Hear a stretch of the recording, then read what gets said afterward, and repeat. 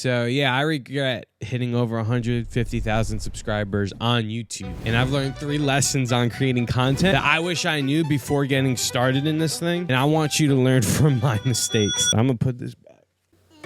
Oh, there we go. So at the end of 2022, I started doing some commentary on YouTube. I created a new channel. I want to grow this channel from like scratch. So the commentary I did was I would take something that I liked on YouTube that I was like learning, and I would just like react to it. So I was basically doing a reaction channel, growing in my expertise and all that stuff. And so some videos were getting some traction. I was feeling good, but I wanted to grow it. I wanted to grow more. And so I love to learn from what other people are doing. I like to see what's working and then remixing it and making my own. So I saw these guys doing these shorts that I thought would attract the right audience. Now they were trending and with trending audio, and they were just general content that I figured, hey, if I post this type of content, it would attract my audience, which was like a Christian audience, which would lead to them watching my videos. And so I was posting these shorts thinking it would attract the right audience, and it started actually blowing up. I was actually getting millions of views, and I was like, oh my gosh, this is great.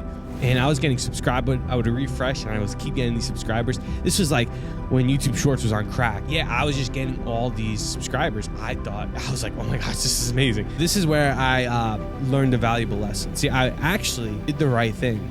I looked at what was working and I tried to make it my own.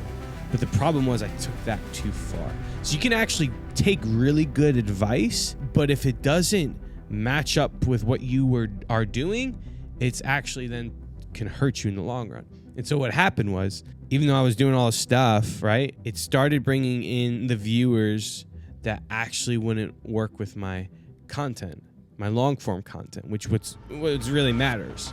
And so I was gaining all these subscribers that didn't actually care about me. They just cared about the viral content I was posting. And when you make a channel around what you're talking about, it's really bad to start posting content. Even if you think, oh, it's in the same niche, whatever, it's still not the wisest thing to do. I got over 100,000. I remember the moment when I hit over 100,000. I was actually on the phone. I had like a screen recording of it. I lost it. I was on the phone with my dad, holding my son at the time. And he was just talking to me, and I was like, this is a huge moment. I'm about to hit. And I just realized, like, this is nobody knows who I am. Everyone's just subscribing to my channel. YouTube Shorts is broken. This sucks. And so what happened was I tried to rebound. I tried to somehow make it work, and it just wasn't working. And I knew other YouTubers at the time were having these problems.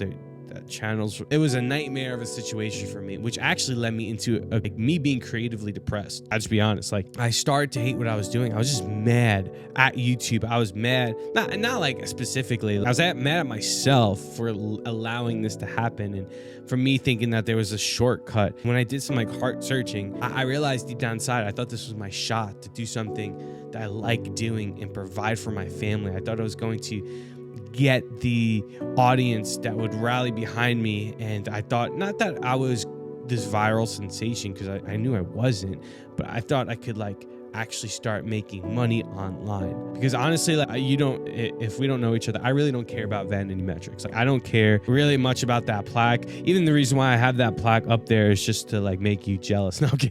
To me, that's just like a daily reminder of like putting in the work, and like, awards like this are just kind of useless if you're not making the impact that you want to make. And then the second biggest lesson I learned is you will get knocked down a lot. If you're creating content, you will get let down a lot. And I think that's part of the game. And I wish I knew that going into it. I wish I knew, like, you will get knocked down. People will say mean things to you in the comments. But that's like part of the game, and that's part of life in general, but that's especially true part of this YouTube game, where it's like, I see a lot of YouTubers quitting these days, and I think it's because if you don't have a great rhythm and great reasons and a good why and good people around you, it could destroy you. Even in that depression, I was just trying to figure out what type of creator I wanted to be. I really wanted to create stuff that was special. For months now, I've been trying to figure it out, what type of creator I want to be, what type of content I want to create. I love what Ryan Trahan's doing. I love entertaining people. I love telling stories like this, but then I also like educating people. I just had a really hard time, and people say be the niche, but then I'm like, I don't even know what that means. And so now that I'm running like a content agency, I also didn't want to become like all these other content guru guys and start like saying, oh, this is how you have to do this to blow up. Like, I that's not me. And so for months, I've been having trouble figuring out what type of content to make because I wanted to figure out my system. I wanted to figure out my thing, my plan, the strategy. And then I realized this past December to just stop overthinking and just create. Challenged myself to create vlogs every single day, and I didn't do a great job of that. I've kind of failed towards the end of during the holidays and stuff like that for December. But I learned so much by just doing. I learned so much by just doing it, by creating. And because I'm the type of person that overthinks every little thing and tries to come up with the perfect strategy. But I realized that you just learn more by just doing. And so for me, looking forward for this channel, to kind of like rebuild this old channel that I had. You can still find the other channel. It's called AC Convos. I tried to turn into my podcast channel, and I mean, great content on there. I'm not deleting it. But I want to rebuild this channel around me, around my journey, around people who love following Jesus and people who love creativity. I want to create a space for that. I didn't know that I wanted to do that, or that's the type of stuff I want to do right now if I didn't just create content. Because everyone's like, yo, you need to do a podcast. Everyone's like, you need to do this. You need a vlog. You need to be authentic. There's so many different avenues and formats and all this stuff. And then with my skill set, I like to edit, or I like, it's just been so confusing.